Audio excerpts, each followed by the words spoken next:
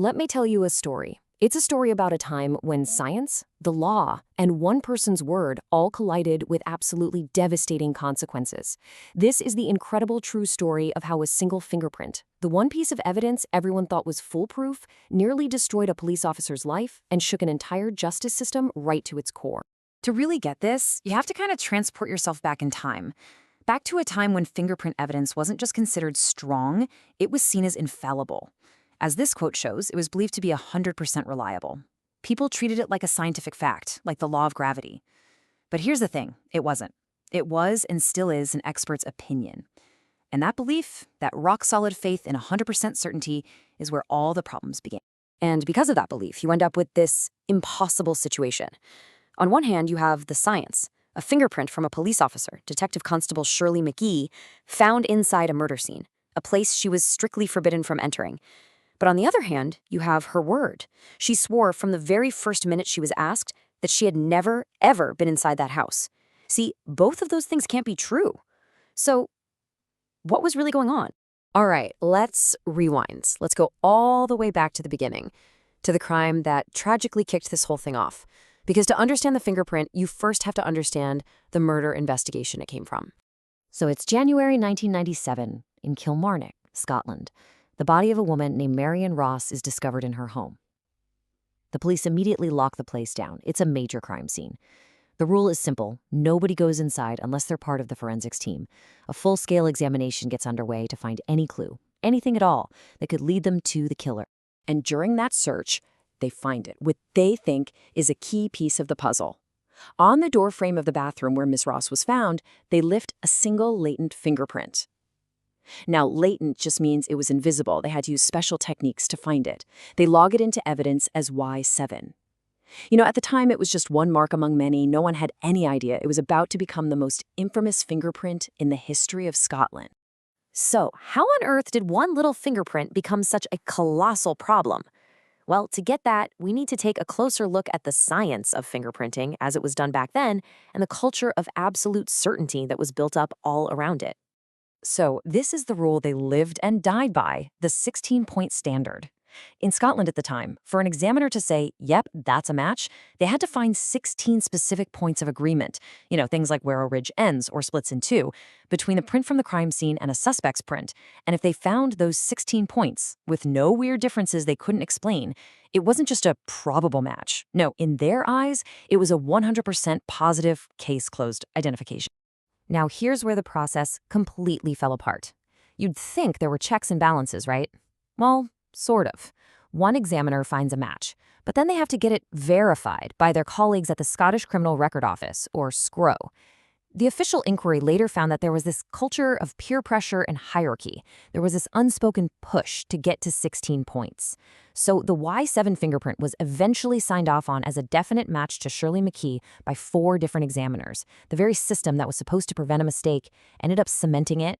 And we have to be clear, this wasn't some academic argument. This mistake had a massive, devastating human cost.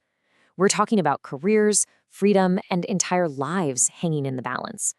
Just look at this timeline. The damage just unfolds, year after year. It starts in 97, McKie is identified, and she immediately denies it. A year later, her own police force charges her with perjury, basically for lying under oath. Can you imagine? She's put on trial, and somehow, against all odds, she's acquitted. But her career is completely destroyed. And the fallout didn't even stop there. The conviction of the man originally found guilty of the murder, David Asbury, was thrown out, partly because the doubts around this fingerprint tainted his case too. It took more than a decade for full public inquiry to finally get started to figure out what went so wrong. And behind all the legal drama was a real person. Shirley McKie said that when she was formally served with that investigation notice by her own colleagues, she was, in her words, absolutely devastated and in the depths of despair. Here's this respected police officer being accused of lying and messing up a murder investigation, all because she stuck to her story against what everyone was telling her was perfect, infallible science. So, after years and years of fighting, what did the official inquiry finally decide? What was the actual truth behind fingerprint Y7? Well, a big part of the answer comes down to this one number, 10. See, while 4 of those SCRO examiners swore they found 16 matching points, the inquiry found out that one of their own colleagues had looked at Y7 at the time and could only find 10. But that critical disagreement, which should have been a massive red flag, was never written down. It was just ignored. And it wasn't just other experts who saw the problem. You didn't even have to be an expert to see something was wrong.